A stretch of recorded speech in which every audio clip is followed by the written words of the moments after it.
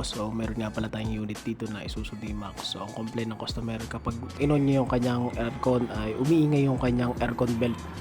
So in-advise ko nga sa kanya na palitan na yung kanyang aircon belt.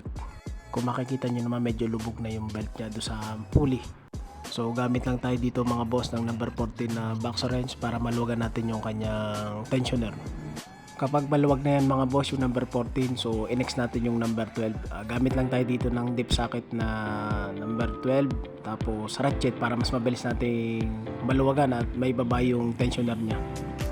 Luwagan lang natin ang luwagan mga boss hanggang sa bumaba yung kanyang tensioner, hanggang sa lumuwag yung kanyang aircon belt.